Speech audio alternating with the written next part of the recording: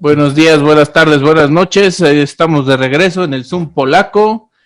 El día de hoy vamos a hacer una pequeña miscelánea política de lo que está sucediendo en la coyuntura nacional. Para empezar, vamos a analizar todo lo concerniente a la guerra interna que hay en Morena, la defenestración que se está llevando a cabo en contra de Ricardo Monreal y la plenaria de los senadores de Morena, en la que estuvo presente el secretario de Gobernación, Adán Augusto, y qué tal parece que fue una cachetada con guante blanco para el senador, para que detuviera sus intentos de rebeldía y de levantamiento, y por consiguiente, pues tenemos ahí también varias polémicas que analizar. Tenemos también que analizar el asunto de la salud del presidente, lo que mencionó en su video cuando regresó al escenario público, cuando dijo de su testamento político, si lo podemos tomar literal o si es en realidad también un símbolo, como en realidad yo creo que se ha manejado toda esta presidencia desde que empezó su sexenio. También podemos analizar lo que va a pasar con la coyuntura de la casa que encontraron de el hijo de AMLO. O bueno, no sé si la encontraron, pero fue un reportaje de Loret en Latinus. Y por último, vamos a analizar lo que pasó hoy en el Senado, la erupción del poder militar en el poder legislativo, que si bien no pasa a mayores, pues sí es como un símbolo que transgrede la vida institucional en medio de un país polarizado y que tenemos posturas muy encontradas. No sé quién quiera dar inicio al análisis sobre el asunto de la guerra de Monreal, lo que pasó en la plenaria de senadores en el día sábado con la presencia de Adán Augusto. ¿Quieres empezar, Poli? Adelante, comienza y ya te agarro Pues yo siento que no fue cachetada con guante blanco, güey, fue cachetada sin guante. Lo trataron muy mal. Queda claro que sí estaba, queda claro que Cuitlagua, que es tiene un lugarcito en el corazón del presidente y que Monreal se saltó mucho las trancas. Ahora, ahí hay dos lecturas dentro de lo mismo. Una es que sí le pegan a Monreal y le pegan fuerte. Por lo que dice Adán Augusto, prácticamente lo suspenden del rol de coordinación de la bancada y la coordinación y el control quedarían en manos del secretario de gobierno. No de una manera oficial, porque cuando recién pasó esto hicieron mucho drama en las redes de que se estaba imponiendo y que no sé qué tanto. Sí, también no esa sería oficial, una transgresión institucional, ¿no? Claro, o sea, sí está, pero no es oficial. Es una transgresión de facto. Es una transgresión de facto, no de jure. Entonces, eso hay que considerarlo. ¿Por qué lo están atacando de esa manera? Bueno, porque parece ser que les pegó mucho esta comisión política para definir si había abusos y excesos por parte del gobierno de Veracruz. El pretexto que usan es la cuestión de la unidad política. Hay muy buenas lecturas. La participación es como de media hora, pero vale la pena verla. Si yo creo que se las mandé al chat, entonces si la quieres subir cuando subamos esto, porque o sea, la gente que tenga tiempo de verla vale la pena. No está aburrida. Es muy claro cómo lo cachetean y cómo lo humillan y cómo todavía intenta defenderse en cuestión de que él estaba haciendo lo correcto. Yo creo que lo que hizo Andrés es echarse un alacrancísimo encima, porque Monreal no se la va a perdonar. Y entonces vamos a entrar a una temporada mucho más Violenta. Mucho más violenta y mucho más inestable que los primeros 3 años, considerando que esto tiene como desenlace quién es presidenciable y quién es el candidato de Morena o de una oposición con un Morena debilitado en el 2024. Esa sería como mi apreciación del tema. Oli, espera.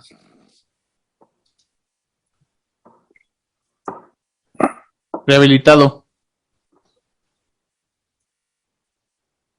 Tiene apagado el... Ya. Ya. Perdóname. Mira, Adán Augusto está... no, me da cosa decir que en realidad sí es un personaje gris, porque tendría que desdecirme de lo que dije en algún momento en el anterior Zoom respecto al asunto, respecto de él, que lo consideraba un estratega. Sin embargo, todavía, pese a lo sucedido, le tengo como cierta fe. No quiero decir que sea mi gallo, pero creo que es el que, si hablamos en términos ajedrecísticos, es el alfil. Sigo insistiendo en eso. Y tiene todavía mucha ventaja sobre algunos de los otros contendientes, dado que ha permanecido, pues justo en esta, bajo este árbol, ¿no? Que lo cobija bastante bien de hacer un buen trabajo, o por lo menos ser lo bastante mesurado como para poder no hacer el suficiente ruido todavía, porque no es tiempo todavía, a pesar de que falten 3 añitos. Yo creo que como por a mediados de finales de este año ya vamos a empezar a ver a un Adán Augusto pues, un poquito más fuerte. Ojalá y no me caiga en el hocico. Yo voy a contradecirte porque al contrario yo creo que esta tarea que le encomendó el presidente de tratar de aplacar a Monreal no es cosa menor, y aparte de confrontarlo en su cara y de decirle las cosas que le dijo, yo creo que sí le da un protagonismo al personaje, que no le quita lo de estar haciéndole los mandados a Andrés Manuel, pero sí le da un protagonismo que le da ya cierta aura de protección alrededor de la figura presidencial, que ya le da un lugar, un espacio en la coyuntura rumbo al 2024. Entonces, yo creo que más que nada están como ya posicionando al personaje. Posiblemente sí, o sea, por eso te digo, no sé qué pensar ahorita de Adán Augusto, porque efectivamente está en una confrontación, a lo mejor no tan directa con Monreal, porque en realidad pues no es él, es el presidente a través de Monreal, a través de Adán. Claro. Sin embargo, yo creo que en este caso el señor Monreal va a tener la suficiente inteligencia como para saber que pese a la situación y pese a cómo está el contexto ahorita, lo que menos se necesita es un pleito interno o profundizar el pleito interno que ya hay en Morena. Ese es finalmente el mensaje de Adán, ¿no? Uh-huh. Y lo que me pasa a mí por la cabeza es que probablemente sentaron a Monreal y le leyeron la cartilla y probablemente ya le ofrecieron algo. A priori esa es mi sospecha. Y entonces por eso a lo mejor aguantó vara de que le leyeran la cartilla, pero sí es, el daño a su imagen pública pues sí es muy profundo, entonces sí hay una especie de, ¿cómo se dice?, de sospecha de que pues, Monreal tal vez no va a quedarse así porque su historial político nos hace ver que tiene la tendencia a crear ciertas vendetas con ciertos personajes que le son animadversos. No sé usted qué opina. Posiblemente, o sea, yo creo que sí entraron como en la negociación y ahí puedo aventar como una ficha al tablero, que en realidad la encomienda no era calmar a Monreal, o sea, no era como la parte directa, sino el hecho de calmar a Monreal era como la situación que vendría como una causa de lo que en realidad iba a hacer Adán, que era precisamente plantear la negociación y ofrecer pues la dádiva que necesitaba ser ofrecida para que Monreal le bajara como 30,000 rayitas a su desmadre y pudiera pues por lo menos calmar las aguas y simular en todo sentido una especie de, no solo de treguas, sino de aguas tranquilas, reconciliación y aguas tranquilas en el partido, ¿no? Una Pax al interior de la Civil War, ¿no? Que no sé si se vaya a lograr, si les soy honesto. Sí. Yo creo que es un intento tardío y pobre, porque además la forma en la que Andrés hace las cosas es así, o sea, es... Siempre es como de que ya está el incendio y vas y lo apagas. Sí, o sea, pero él lo provoca. O sea, lo cierto es que el incendio en Morena lo provocó Andrés adelantando la sucesión. Exacto. Y lo adelantó Andrés no dándole su lugar a Monreal o no poniéndolo en su lugar desde el principio, porque pudieron haber llegado a un acuerdo muy, muy fácilmente. A ver, güey, o sea, lo más que puedes apostar es a esto. Yo creo que le van a dar CDMX. Es posible, pero si logra CDMX, después logra al menos la candidatura presidencial. ¿No? O sea, para mí es lo que tendría sentido. Ahora, CDMX tampoco la tienen tan segura ya. Lo cierto es que... pero Monreal es el que crea esos puentes con la inusitada votación que se dio azul del lado oeste, y como operó en la última elección, yo creo que él puede crear esos puentes y la puede asegurar, a mi punto de vista. Podría ser, yo creo que esa votación fue muy orgánica, ¿eh? Sí, no, yo no estoy diciendo que no. Sheinbaum la regó horrorosamente, sí, y la sigue regando además porque no sabe cómo actuar, o sea, está actuando como niña berrinchuda. Uh-huh. No entiende que se votó a la oposición y lo que trasciende, la cuestión del agua, que tenga razón o no es el momento para hacerlo. La cuestión salió que la UIF local está investigando a los alcaldes de oposición. O sea, los modos no son como para recuperar a esa gente. Uh-huh. Pero bueno, nos estamos desviando del tema. Completamente de acuerdo, disculpe usted. Cerramos entonces el asunto de Adán y de la defenestración de Monreal, y empezamos ahora con... ¿Me permites hacer nada más una acotación? Ok. Perdón, COVID.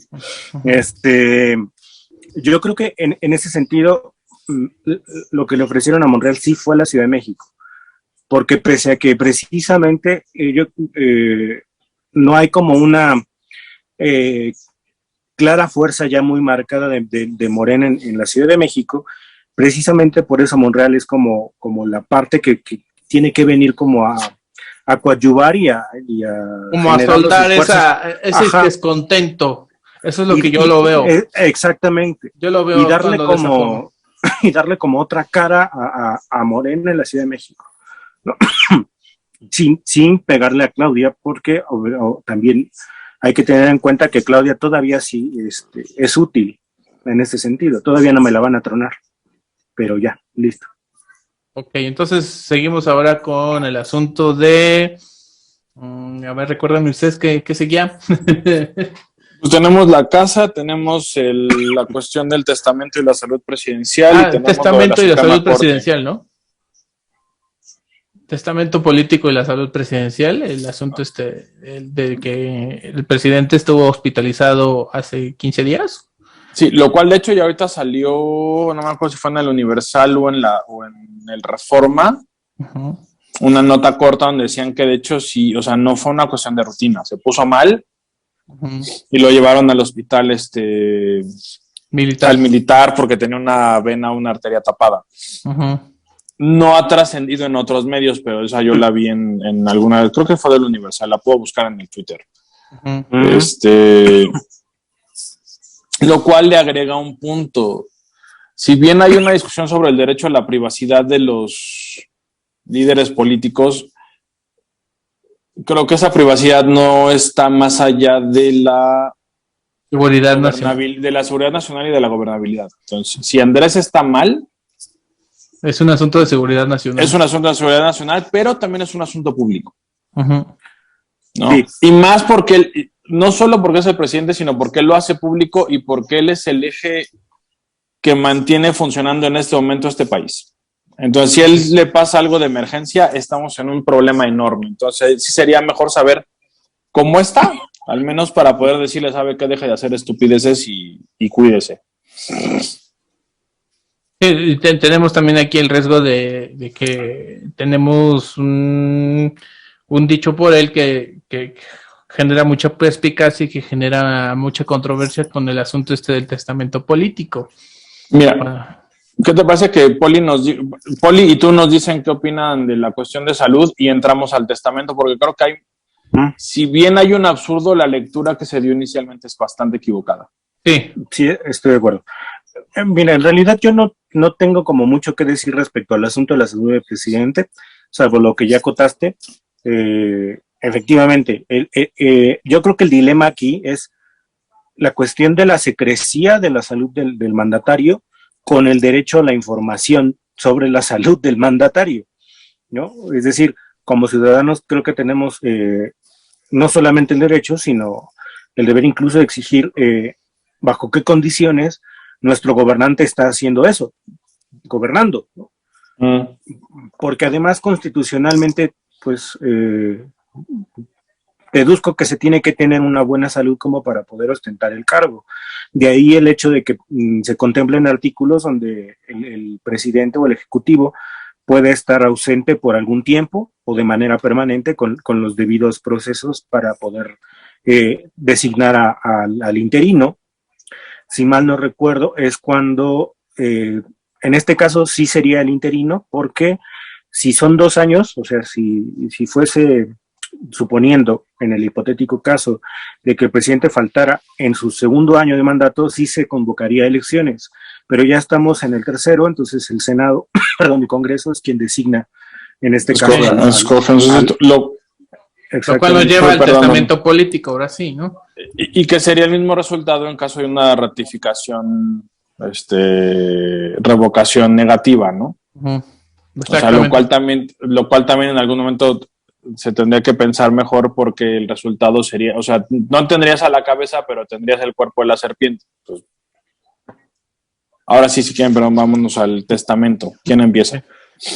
Pues bueno, yo creo que al principio de los dichos del presidente, también la oposición, como siempre, reacciona de una manera equivocada y descontextualizando de cierta forma, tampoco haciendo apología de lo que de la barbaridad que significa el testamento político en términos simbólicos de parte del presidente, pero yo creo que el haber tomado de una manera literal y jurídica, como una figura jurídica, el asunto del testamento político también fue un desacierto de la oposición, porque generó perspicacias donde no las había, o generó un fantasma que hace que genere todavía más perspicacias negativas donde no las hay. Y creo que el verdadero asunto aquí es realmente comprender por qué el presidente dijo lo que dijo y por qué está hablando de un testamento político. Y yo creo que se le van un poco los elementos de la cabeza al señor presidente al hablar de un testamento político, porque a lo mejor podríamos hablar de ese simbolismo si tuviéramos una presidencia sin los tantos desaciertos en los que estamos metidos ahorita, ¿no? Y creo que no sé de dónde saca tanta seguridad para creer que el proyecto de la 4T pueda seguir sobreviviendo sin él. Yo más bien creo que es una ausencia de seguridad lo que lo lleva a hacer las cosas, y creo que si al final podremos redondear este Zoom de misceláneas 4Tistas en que son un testamento de la vacuidad del cambio de la cuarta transformación. Sí, perdonen. Toma agüita, Poli. Sí, yo creo que sí. Sí, de la vacuidad, pero también de la necesidad que tiene por no ver su proyecto derrumbado tras el fin del sexenio, ¿no? O sea, es esta parte, siento que a veces AMLO está justo en medio de lo que debería ser, es decir, del deber ser y de lo que es. Y por eso tenemos esa lectura, porque siempre se queda con el deber ser, ¿no? Pocas veces voltea hacia la realidad que constantemente está golpeando, pues precisamente sus ínfolas de rebelde metafísico y demás madres, ¿no? La cuestión, o sea, sí te la creo, Abraham, el hecho de que la oposición no ha hecho como un trabajo medianamente inteligente, porque de hecho, hay que decirlo, son pendejos, pero no saben que son pendejos porque creen que no son pendejos. O sea, y ¿no? Por eso son pendejos. Y por eso son pendejos, exactamente. Sin embargo, tampoco le daría como tanta inocencia al documento. Es decir, sí, Madero hizo también un testamento político, y justo ahí es donde entra la cuestión simbólica de que quiere manejar el presidente. Sin embargo, si hacemos una lectura tanto suspicaz, podemos también, o sea, a lo mejor no confirmar, pero sí por lo menos sentar las bases e inferir que en realidad lo que pretende el presidente es una continuidad en el mismo sentido, ¿no? Evitar, por ejemplo, también sería una especie de llamado a la ciudadanía a evitar el conservadurismo y la cuestión fifí de la sociedad y básicamente como reforzar esta idea de que la clase media y todo el discurso que ha venido manejando, que incluso sí lo coloca ya en un terreno de lo político, y por eso precisamente el testamento político tiene la relevancia que tiene. En cierto sentido, la oposición tampoco hizo una tan mala lectura de por dónde iba la tirada. Que el presidente haya salido medio mustio después, con su cara, pues, va a decir, me gustaría y desearía, o sea, sí, güey, yo también desearía que la luna fuera de queso cuando me da hambre, ¿no? Pero pues las cosas no son así. Entonces, yo creo que en ese sentido, sí, a pesar de que la oposición es pendeja, no está tan errado en el mensaje simbólico de que representa el documento, que obviamente el presidente tiene ganas de elevarlo a un ordenamiento jurídico, pero pues obviamente no va a suceder así. Híjole, ya, a ver, yo ahí creo que estás fallando, al menos en parte, en el mismo sentido en el que falló la oposición. Creo que la peor parte de la interpretación, ahorita voy al testamento, la peor parte de la interpretación fue asumir que en el testamento estaba como quién sería su sucesor. ¿No? Que te hicieran mucho drama y no sé qué. Yo creo que no iba, o sea, no iba por ahí, no había forma de que fuera por ahí, e incluso en los delirios de Andrés Manuel no creo que llegara a esos niveles. La cuestión jurídica, y de ahí me voy a lo que tú dices, la cuestión jurídica y de estas ideas también de que es que quiere que está sobre la Constitución, no. El testamento político, para mí, a mi entender, y por lo poco o mucho que entiendo de Andrés Manuel, sería una cuestión ideológica y discursiva. Donde, como ya dijeron entre los dos, sería para dónde vamos, para dónde no vamos, o más bien para dónde quiero y deseo que vaya cuando yo no esté. El problema que yo le encuentro al testamento, y lo relaciono porque también esa es otra, ¿no? Es que Mussolini hizo testamento. Es que Mao hizo testamento. No, espérame. Pues sí, también Lenin hizo testamento, y lo chistoso es que nadie los peló. No, en alguna de las más alguien decía, Lenin hizo testamento, y en el testamento decía que no quería que Stalin fuera su sucesor. No, Mao hizo testamento y ¿quién es el que le sigue? El Xiao Teping hizo lo que se le dio la gana y no peló para nada el testamento. El testamento político es completamente irrelevante. Si tú no estás, entonces pierdes la capacidad de influenciar. Exacto. Y quien se quede va a tener que lidiar con las consecuencias de lo que tú hiciste.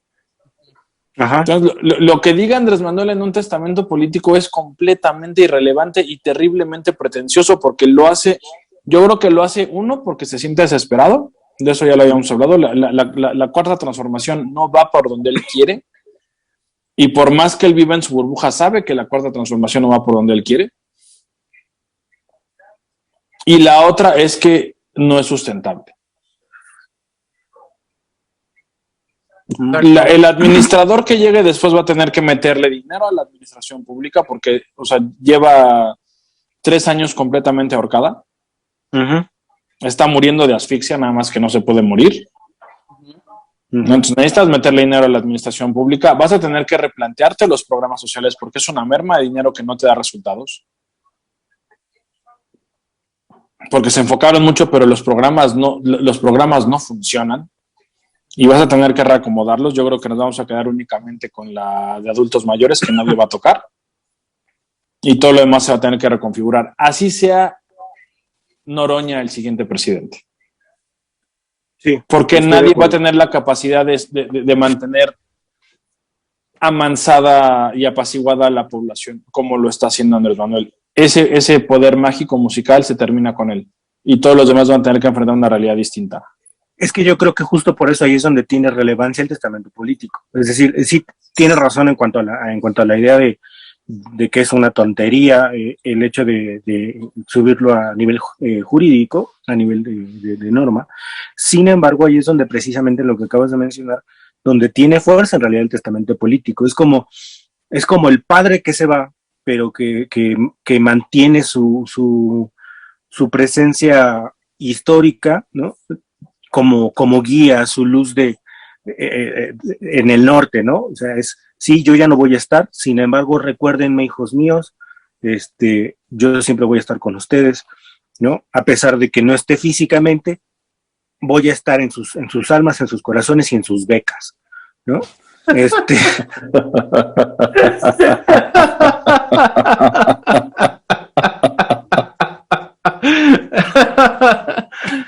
Ok.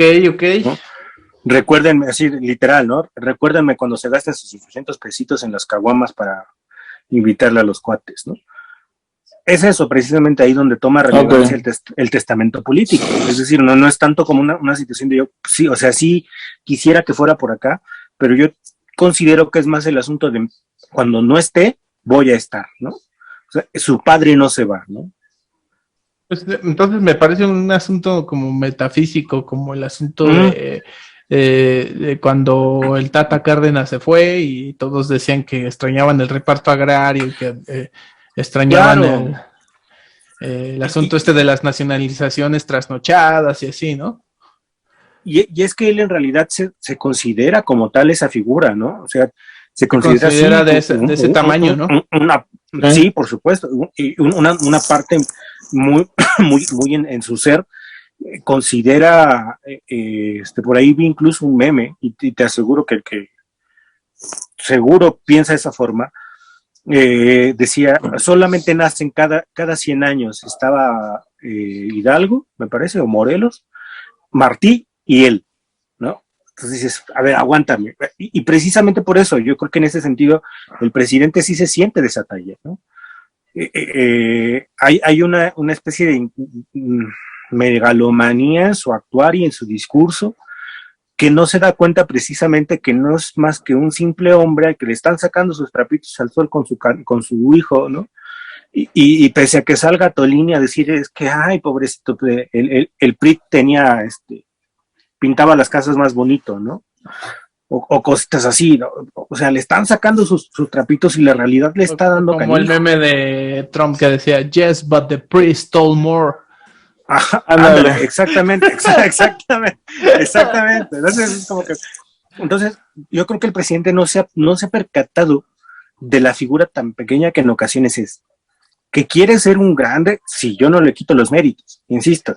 A mí también me gustaría ser el presidente de, no sé, Putlandia o alguna de esas naciones nuevas, ¿no? Es más, el presidente de la emérita Tlaxcala. Sin embargo, pues no es así.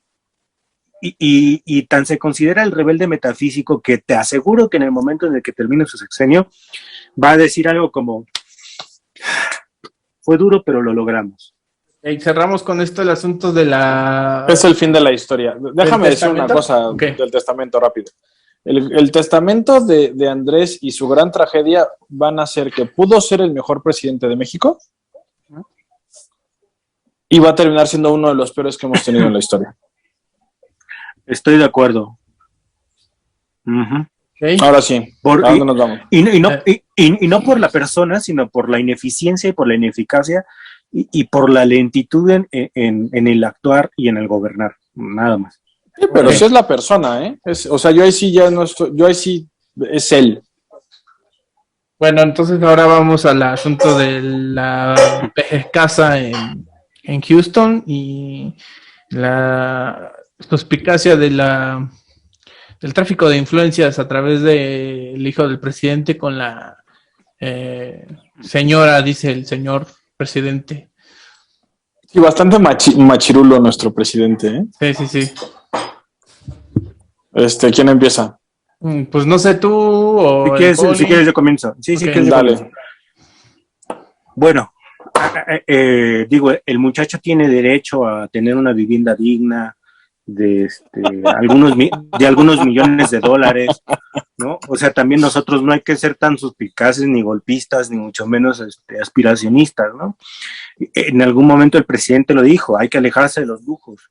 Y él está cumpliendo, se está alejando de los lujos. Él no es el lujo es la esposa.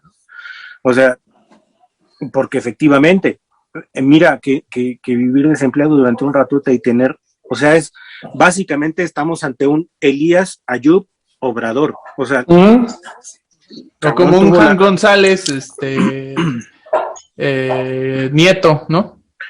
Ándale, exactamente, así. O sea, que me digan dónde hay de esas muchachas, ¿no? Aprovechando que me voy a divorciar, pues para para saber qué pedo. Que me Valeria, no veas este Zoom. ¿No? Y o sea, insisto, tiene derecho a tener una casa digna, y la tiene. Nosotros somos los que estamos malinterpretando. No, ya fuera de broma. Pues es que, ¿cómo le ayudamos? O sea, neta, ¿cómo le ayudamos? Se ha demostrado, creo que en algún momento, en el reportaje, se dijo que la esposa tuvo o trabajó en alguna especie de empresa energética que tuvo contratos con el sexenio anterior, si mal no recuerdo, y que con base en eso, pues también me parece que los contratos tenían ahí como un poco de vigencia, y sí podría como, por ese lado, suscitarse un conflicto de intereses. La bronca está en que Loret de Mola, pese a la investigación que hizo, no ha sabido demostrar efectivamente ese conflicto de intereses. O sea, es una simple suposición el hecho de que el cuate tenga una casa que está valuada en un poco más de 3 pesos, ¿no? Porque se quiere evitar los lujos, cuando efectivamente el asunto no era demostrar los nexos con el gobierno anterior, sino el conflicto de interés en este gobierno, ¿no? O sea, se fueron por el hecho de, es que es esposa del hijo del presidente. Pues sí, pero tampoco tiene un sustento bastante fuerte como para poder inferir que efectivamente es como es, ¿no? O como dicen que es. Adelante, joven. Bueno, es que en realidad no tenían que demostrar nada. Si lo entendemos como periodismo duro, sí. Tiene muchas carencias. Pero en el momento en que Andrés Manuel convierte a Loret en un interlocutor político al que ataca constantemente, lo está autorizando a hacer este tipo de cosas. ¿Qué son este tipo de cosas? Ataques políticos. Tenemos 5 minutos. Y no necesitas que sea perfecto, solo necesitas que pegue, y pegó duro, pegó durísimo. Porque hasta entre ayer y hoy empezaron como con respuestas medianamente inteligentes. Polemón hizo una disertación de por qué el reporte tenía muchas fallas. Salió Facundo Malo también a decir que no, que la situación no es por ahí, lo cual hasta cierto punto es verdad. Ahora, aquí según yo el problema iría como en 3 niveles. 1, el más sencillo, pero también es el que más les está pegando, es pura y llanamente una contradicción ideológico-discursiva. Porque hay una contradicción brutal en el que el señor presidente esté constantemente atacando a la gente por ser aspiracionista, por tener o querer tener dinero y vivir mejor. Claro. Y los bodoques vivan a cuerpo de rey, ¿no? Ya ahí hay una contradicción. Y que se repite con casi toda la alta jerarquía morenista. Todos viven muy bien. Sí. Pero en el sentido político, en el sentido, digamos, jurídico, ese es el menor de los males, eso no es punible. La otra es que haya conflicto de intereses. Conflicto de intereses yo creo que sí hay. Están intentando mucho deshilarlo para demostrar que no existe, pero al final del día la casa perteneció, o las casas pertenecieron a gente de petroleras que tenían contratos o que tienen contratos con Pemex. La señora, que tiene muy mal gusto, tuvo contratos con Pemex, ¿no? Y quieras o no, el hecho de que todo eso gira alrededor del hijo del presidente genera suspicacias. Claro. Si hay formalmente un conflicto de interés o no, es otra historia, pero tienes los elementos para generar la hipótesis. Sí. El tercero es si hay corrupción. Esa ahorita no se puede comprobar. Pero otra vez, como Andrés Manuel convirtió a Loret en un actor político, en un interlocutor válido, en un interlocutor político válido, lo que tenía que hacer Loret ya lo hizo. Le metió un madrazo, pero durísimo, que los ha tenido toda la semana en jaque. Entonces, sí hay que reconocer que no es un gran trabajo periodístico. 2 minutos. Pero lo que hicieron fue suficiente para darle en la torre, porque en serio los traen en jaque, llevan 3-4 días no sabiendo qué hacer ni qué decir. Abrimos otra para hablar hablar de lo del asunto del ejército en el Senado. Que es el último tema que tenemos por ahí, sí. Lo de la ley de la noticia, ley. opinión. Ok, ahí regresamos. Bueno, pues regresamos aquí al Zoom polaco. Estábamos revisando el asunto de la casa del hijo del presidente y ahora vamos a revisar el asunto de la ley de noticia opinión. Estoy un poco, muy poco informado sobre el asunto, entonces me gustaría que alguno de ustedes dos nos aclarara el asunto y que nos dijera más o menos por dónde va. Señor David, dale. Mira, hubo una reforma, por lo que entendí, porque primero lo que vi fue mucho tuitazo, un par de las mesas que sigo hicieron como bastante escándalo al respecto, pero yo no entendía cuál era el problema. En el 2017, por lo que entiendo, se hizo una reforma a la Ley Federal de Telecomunicaciones y Radiodifusión, donde se eliminaba la obligación de indicar cuando estabas ejerciendo una opinión y cuando era directamente una noticia. Este cambio también facultaba a las empresas de radiodifusión, por decirlo de algún modo, a tener códigos de ética propios que regían la forma en la que manejabas tú los contenidos noticiosos.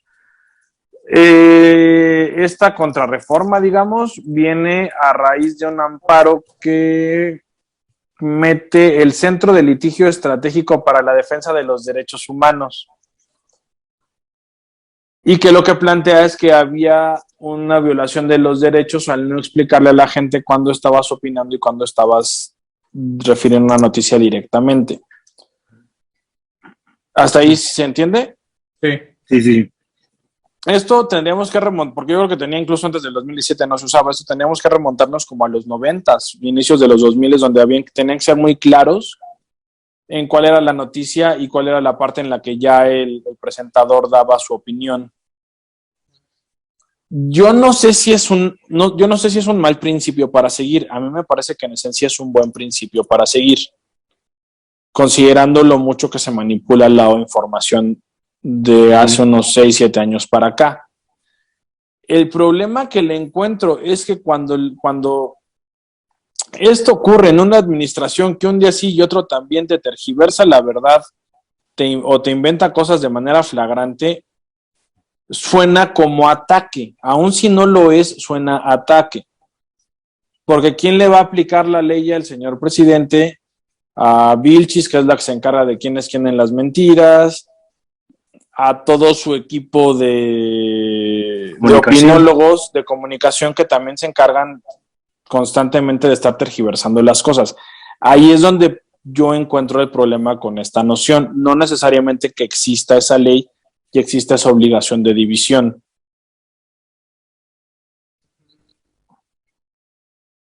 Pues yo creo que sí debería de haber como más debate acerca del asunto, pero creo que la polarización y el choque de posturas que tenemos en este momento no nos va a dar margen de maniobra para llegar a buen puerto y para llegar a un nivel en el que realmente esta ley o esta norma nos dé buenos resultados en el asunto de que el espectador o el ciudadano promedio realmente tenga calidad en lo que se le muestra a través de los medios o en lo que se muestra a través de los medios oficiales, ¿no?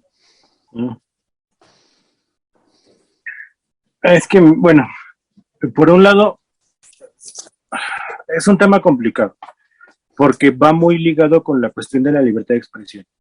Y en ese sentido, el hecho de saber en qué momento se está omitiendo una opinión sería como también ponerle en cierto sentido una cortapisa y se prestaría incluso malas interpretaciones. Yo creo que el asunto o el trasfondo de la ley es precisamente evitar este tipo de malinterpretaciones, ¿no? Es decir, bueno, sí, tú tienes derecho a opinar, das la noticia y en este sentido tan, ¿cómo decirlo? Estamos en un momento de la información que todo automáticamente se viraliza así, que ya precisamente hacer la diferencia entre opinión y noticia, pues es el menor de los males, ¿no? Yo creo que el punto es saber diferenciar cuál información es la correcta y cuál es la incorrecta. Estamos constantemente en una infodemia y sometidos a una infodemia tremenda que precisamente, insisto, yo creo que lo menos importante es saber si el cuate que te está dando la opinión que te está dando la noticia está opinando sobre la información o no. O saber en qué momento acaba la noticia y en qué momento empieza la opinión. Es tanto el bombardeo de información que en este preciso momento podría decirles que la bronca no era la falta de información, ¿no? La bronca es el exceso de información porque no sabemos dirimir exactamente cuál es la información correcta y cuál no es la información correcta, ¿no? Más bien que creo que el asunto debe de ir más por un asunto más por la cuestión de fortalecer la libre expresión, no sé si con límites o no, pero sí más bien exigir que la información sea verificada para que pueda salir al aire, ¿no?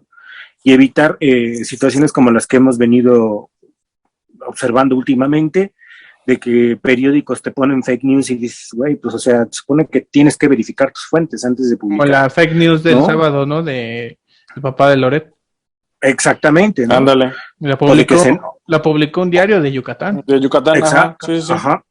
O de que se nos murió Mia Khalifa, ¿no? Dices, no, espérame, ahí sí paren las prensas, ¿no? Entonces, pues no, imagínense, muchachos, por Dios. Eso.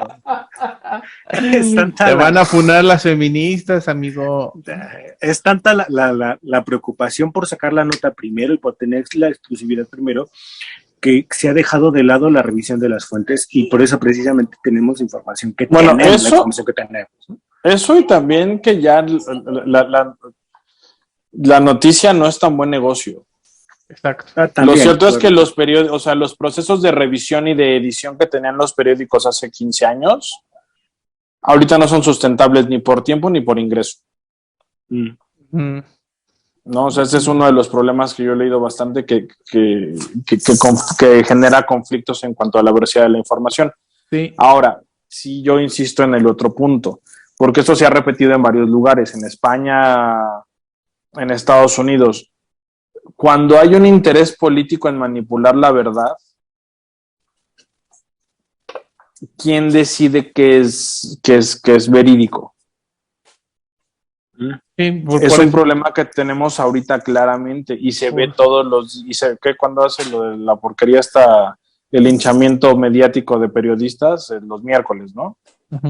Lo ves ahí, la forma en que se tergiversan las cosas. Es que ese es el punto, precisamente, ¿no? O sea, perdón que te interrumpa, David. Dale. La situación es combatir la infodemia, no tanto si se emite una opinión, no. Efectivamente, el mejor ejemplo es lo que acabas de decir, chismoseando gubernamental, ¿no? Ventaneando gubernamental todos los miércoles, ¿no? Con la señorita, la versión 4Tista de Pati Chapoy, ¿no? Donde te dicen, fulanito de tal está haciendo apología de no sé qué, ¿no? Cualquier tontería que se saque, porque eso es lo que en realidad hacen en ese día, sacan puras tonterías. Insisto, el punto no es tener un gobernante que te diga qué periodista es bueno y qué periodista no es bueno. Todos los periodistas hacen su chamba, punto, se acabó. Lo importante es que no ha sabido no solamente gobernar. Entonces, de ahí se jala precisamente el foco y las luces a decir que la oposición tiene periodistas que solamente quieren golpear al gobierno y que ¿no? Y obviamente la infodemia le conviene en este caso al presidente, porque entre menos información verídica tengamos a la mano, pues más fácil es de manipular la verdad que tú comentas, ¿no? Entonces, el asunto no es si se emite o no la opinión, sino cómo combatimos la infodemia. Cómo aseguramos que lo que nos están diciendo tanto las fuentes gubernamentales como las fuentes noticiosas se acerca a lo mínimo a una verdad periodística, ¿no? Ese es el trabajo en realidad que tienen que hacer los periodistas, ¿no? Actualmente. Perdón. Es que a mí me parece que ya al nivel en el que estamos de inmediatez y de, ¿cómo se dice? Y de mercantilización de la noticia, me parece imposible hacer lo que tú dices. Porque necesitarías un aparato autónomo del Estado o ciudadano que estuviera así como que las 24 horas calificando lo que hay en los medios, y a mí me parece que es, ¿cómo se dice? Un sinsentido, ¿no? Porque no puedes estar viendo, digo, de los 90s para acá, y de hecho desde que empezó el boom o la explosión de las redes sociales y de YouTube, etcétera, pues ya no nada más son los medios oficiales de antaño, sino que ya hay muchísimos medios. Ese es un buen punto. Y ya no hay una forma realmente práctica para hacer lo que tú nos estás diciendo. Creo que es totalmente inviable. Sí. O sea, tampoco de la mañanera no vas a estar hablando. O sea, a ver, es que ese es justo el punto. O sea, tampoco podemos caer en el exceso de tener un aparato autónomo, déjame entrecomillarlo demasiado, que te esté sesgando qué noticia sí y qué noticia no, sino más bien el hecho está en la responsabilidad que no solamente los periodistas, sino el gobierno tienen al darte la información. Ya tú como ciudadano tienes la obligación de discernir qué información es la que sí te parece la correcta y cuál no. El asunto está en cómo combates el hecho de que estos aparatos, tanto los periodísticos como los gubernamentales, manipulen la realidad como para ajustarla a cierto discurso mediático, a cierto discurso político, ¿no? Yo creo que más bien va por ahí, no tanto por el hecho de que comentas, que tienes razón. La inmediatez es un fenómeno que ha venido encareciendo la noticia y la nota periodística también. O sea, el hecho de tener la información en segundos, vaya, ¿cuántos de nosotros, o por lo menos no sé si ustedes, yo creo que sí, nos hemos dado cuenta que se han hasta suscitado más errores ortográficos en las notas y dices, güey, espérame, lo escribiste ¿qué? ¿Hace 15 minutos? Es ese asunto, ¿no? Y eso obviamente encarece la información que puedas ofrecerle al espectador, pese a que la noticia ya no sea tampoco un negocio tan viable o por lo menos tan redituable, pero sí tiene cierta responsabilidad al ofrecer, o deberías de tener cierta responsabilidad y cierta ética al ofrecer una información que puede ser usada para ciertos fines. Yo lo más cercano a eso que he visto y que empezó en el 2018 con la elección presidencial y después continuó con el asunto de la pandemia, son estos centros de verificación de noticias que fueron como esfuerzos ciudadanos o de ciertas ONGs que empezaron a subir, a calificar los encabezados de las noticias en las redes sociales. Me pareció un ejercicio saludable debido a que sí, durante el asunto de la elección, pues sí era muy necesario, ¿no? Yo creo que era algo que sí tenía que pasar o en lo que se tenía que invertir. Y si nos vamos al asunto de la pandemia y el asunto que causó tanta desinformación y tanto asunto conspiranoico, pues también era muy necesario. Pero creo que mientras no haya realmente una estructura ciudadana social que sostenga esto, pues esto se tiende fácilmente a caer, porque ahorita ¿dónde están esos centros de verificación? O sea, mientras no haya alguien que le inyecte dinero y que también ahí vemos quién inyecta ese dinero y si realmente tiene el interés de hacer que esas verificaciones velen por la objetividad y la imparcialidad de las noticias, ¿no? Entonces ahí vemos también que puede llegar a haber sesgos de origen por intereses, ¿no? Entonces ahí está, es muy complejo el asunto y creo que tenemos problemas muchísimo más urgentes como para estar preguntándonos en esto, Bueno, porque es un asunto de entrada bastante... estamos en recesión técnica ya. Sí. Sí. Sí, ¿Cuál sí, recesión técnica? Va a haber recesión derechosa. Lo que pasa es que 2 trimestres y A ver, crecimiento económico, no, papá. no, perdóname, no es crecimiento económico, es estabilidad en la pobreza, muchachos. O sea, también no sean ustedes suspicados, Yo solamente les digo aplanamos, que den gracias a Dios económica. que no llegue el asunto este de los camioneros que están en Canadá y en Europa, porque Pero si no nos quedamos sin insumos. No, la verdad es que en ese sentido, y ahorita ya nos vamos al cierre si quieren, o nos vamos a otro lado. Esta es la peor noticia que le podía pasar al señor presidente en este momento. Pero la nota, perdóname, sácame una duda. La nota no la dio el Banco de México. O sea, el hecho de la recesión técnica no la dio el Banco de México. No, es de análisis externo porque tenemos acumulados 2 trimestres sin crecimiento. Me parece que es del INEGI. No me acuerdo de quién es. No, es de checo al rato Estados Unidos. Estados Unidos, no sé si es Standard & Poor's o Moody's, los que hacen ese análisis. Es que ahí está, muchachos, o sea, ahí está. Es el neoliberalismo. Exacta, es un análisis neoliberal, muchachos, o sea, por Dios, tenemos que regirnos con los estándares estalinistas para poder decir si tenemos crecimiento o no tenemos crecimiento. O sea, también ustedes, muchachos, o sea, ¿qué les pasa? O sea, o se unen a la revolución bolivariana o no se unen. O sea, tampoco el principio del año, económicamente hablando, sí está muy complicado por no solo por el estancamiento económico, sino por la inflación. Entonces ahí sí tenemos un asunto que hay. Y que si quieres ser objetivo, lo cierto es que la mitad del problema es una cuestión global. Sí. La otra mitad sí es un daño hecho por las excelentes, por la excelente administración política económica de nuestro presidente. O sea, no todo es su culpa, pero todo es su responsabilidad. Le diste al punto. Es que también argumentar el hecho de que la inflación es mundial y pues por eso nos está pegando a todos. Pues sí, cabrones, bienvenidos a la globalización. Muy López Portillista tu aseveración, Choco. Exactamente. Que dice, soy dueño del timón, pero no de la tormenta, decía el presidente. Ay, güey. ¡Órale! Soy responsable del timón, pero no de la tormenta. Pero no es mentira, o sea, vamos, pero no es mentira. Acá el punto es que porque es justo, o sea, es justo hacer un análisis equitativo.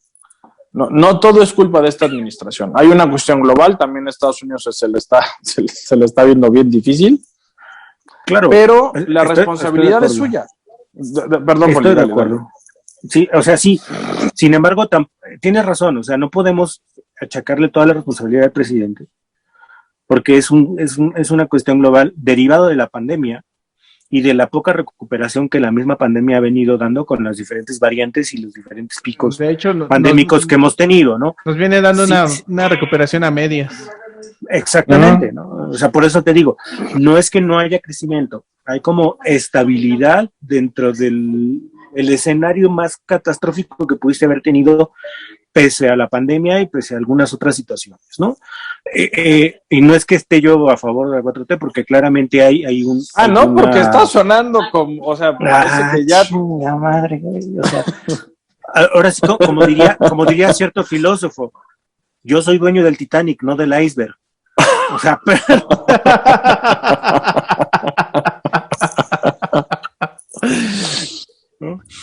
pero sí, pues, o sea, dentro de lo que cabe, dentro del peor escenario económico, creo que tampoco, o sea, sí es lamentable la cuestión de la recesión técnica, pero yo creo que era un escenario esperado. Podríamos estar peor, nos queda claro. Sí, para mí sí, Y creo que... Dentro de los males el menos.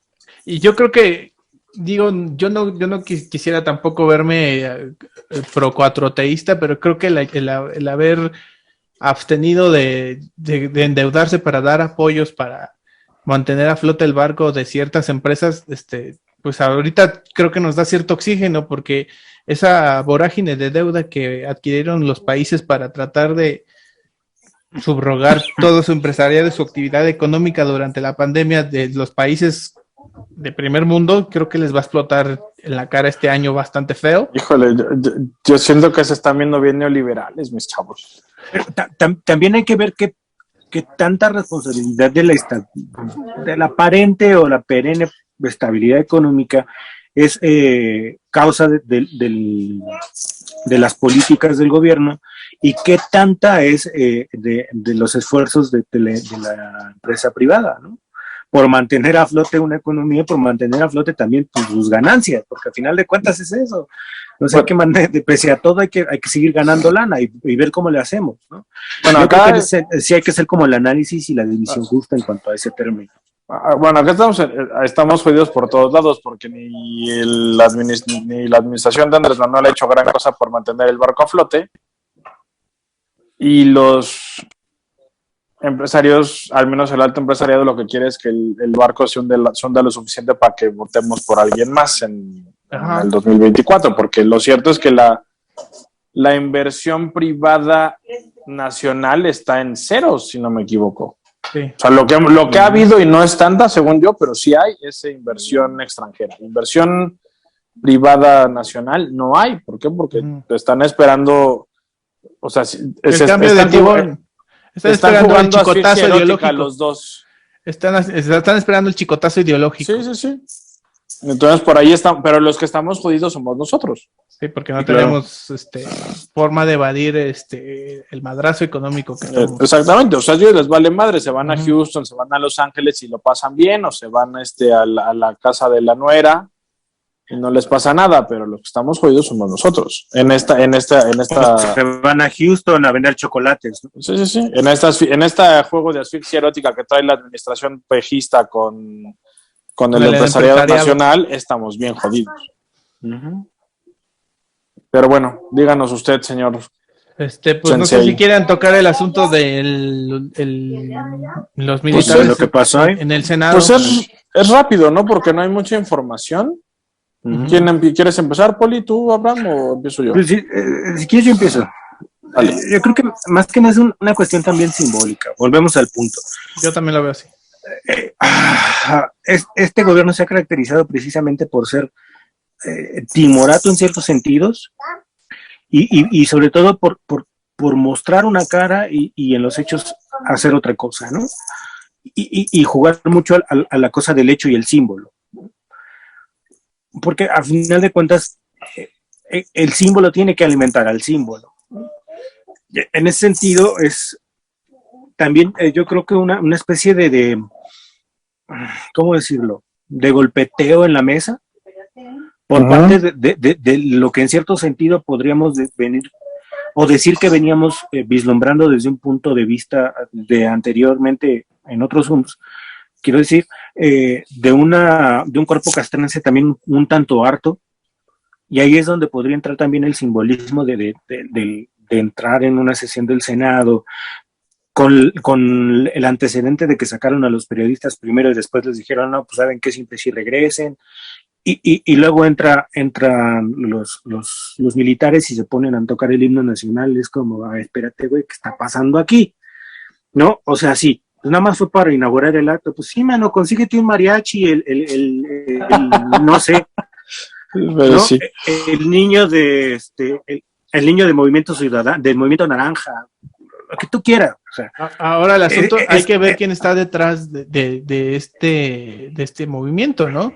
Porque claro. El hecho de llevar a los militares, yo creo que aunque los militares ya tienen una presencia en la vida política y en la vida pública, yo creo que en ese tipo de movimientos todavía no se mandan solos. Quiero suponer. No, yo creo que aquí sí no hay que exagerar demasiado. Yo creo que fue mandado a hacer. Pero ¿con qué sentido? Pues, o sea, es como... mira, eso habrá que verlo en esta y lo que viene, lo que vaya sacando. La verdad es que la reacción en medios fue muy lenta. De hecho, muy leve, muy leve. Muy leve y muy lenta. Yo la primera foto que vi de la cuestión de los militares fue de Maite Azuela. Y me puse luego a buscar, porque estaba muy ocupado trabajando, me puse luego a buscar Me imagino. la información y no había nada. O sea, nada.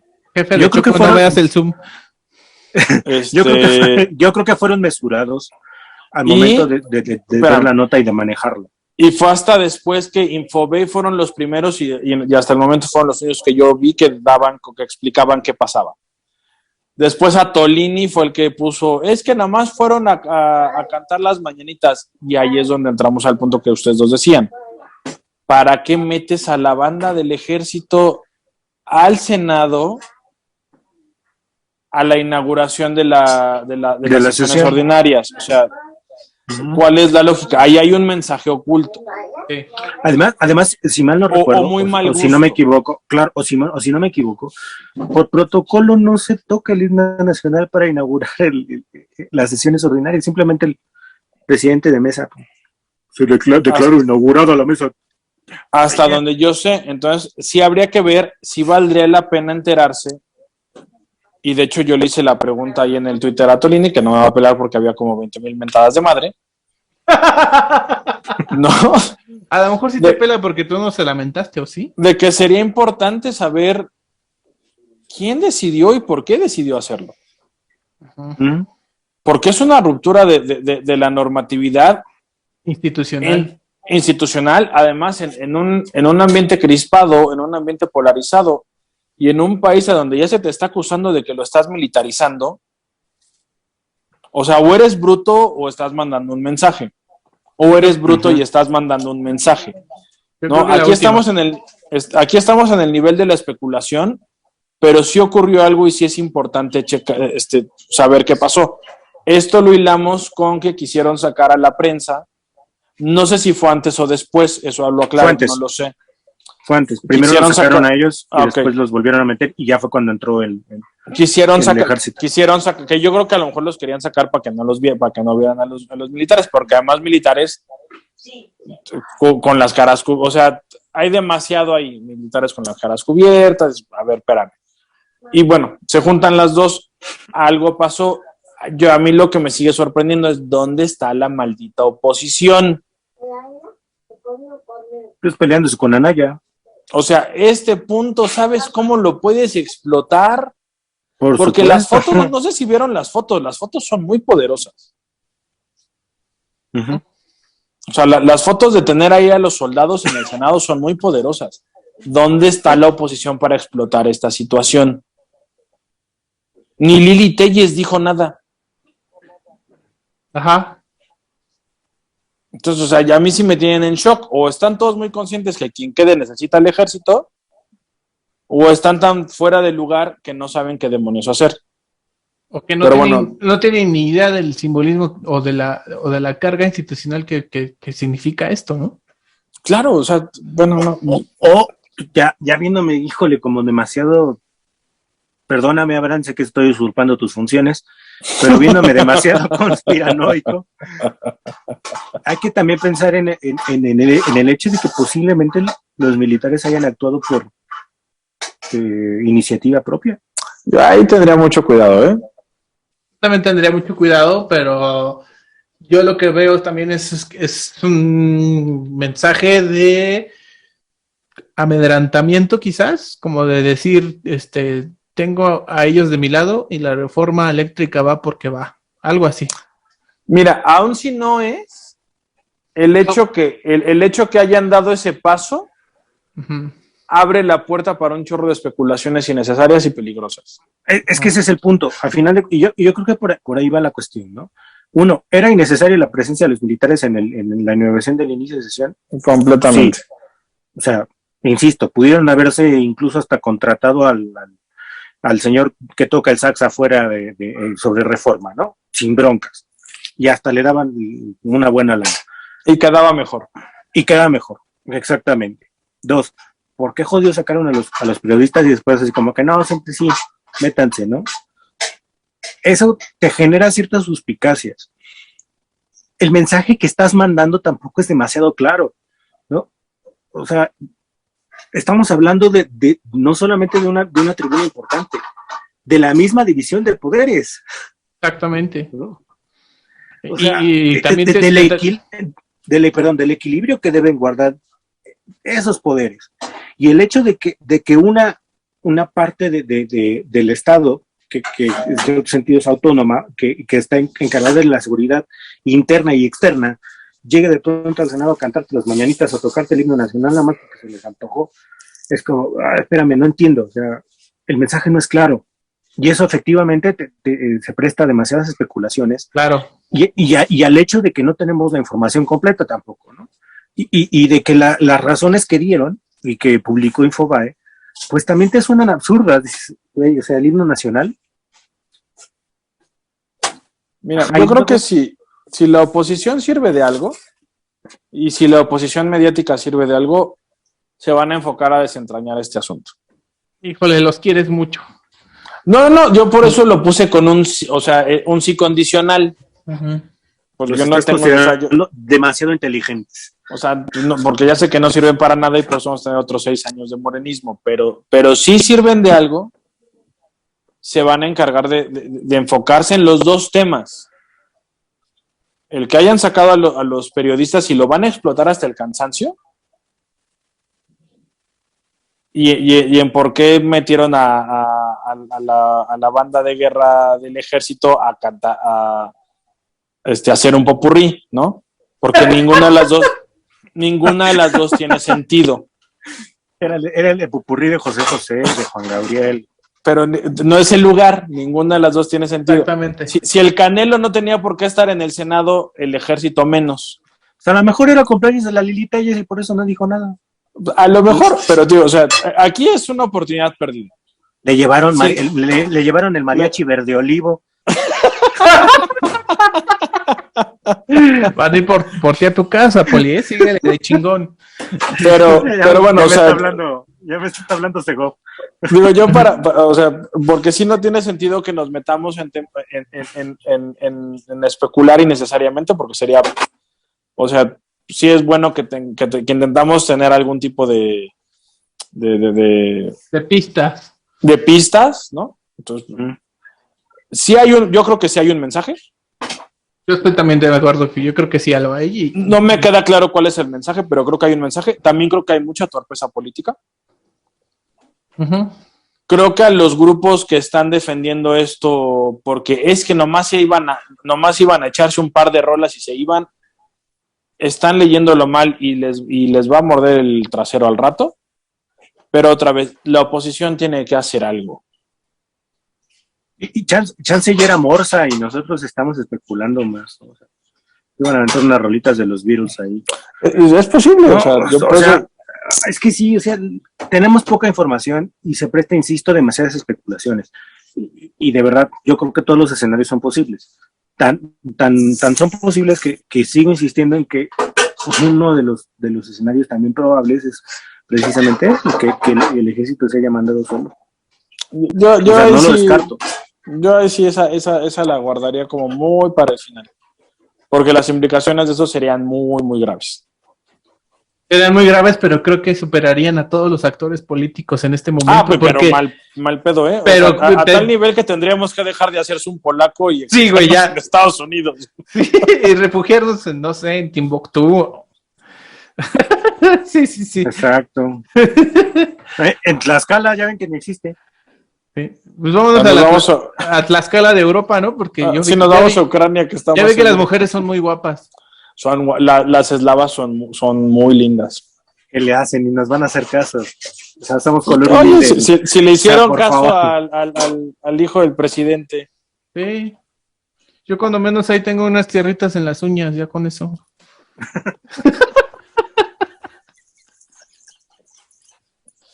Ay, se me hace que no lo subimos, pero bueno. No. Se cometieron demasiadas imprudencias, pero no, tiene que subirse. Este fue de chisme, pero reitero, creo que lo que habla es de la vacuidad del cambio. Sí. Y de la desesperación, o sea, y que el hecho de tener tanto poder no está resolviendo los problemas de Andrés Manuel. O sea, ni está avanzando lo que quiere avanzar, ni está a gusto. Creo que al final eso sería la forma en la que yo resumiría esto. Muy bien. Todo Sí, estoy de indica acuerdo. todo indica que él está muy incómodo y todo el daño es daño autoinfligido, porque nadie más tiene capacidad de hacerle daño al viejito. Sí. Todo esto es autogenerado. Ujú. Pues sí. Bueno, Insisto, es poca la información y se presta demasiadas especulaciones. Yo 5 minutos creo que para hay que cerrar esperar, o ya porque- cerramos. Pues no Yo sé, creo salvo ya que cerramos, ¿no? quiera no sé, seguir de porque- paranoico el poli. No, ya. Muchachos, nos vemos el próximo Zoom, yo creo que va a ser desde el CISEN. Entonces, O desde los... Semana que entra musical, ¿no? Sí. O desde Noventas. los, ¿cómo se dice? Desde algún centro militar de readaptación social. exactamente. Cumpliendo Nos vemos en el purga. campo militar. Cumpliendo purga por el delito de disolución social. Ahí en Híjoles.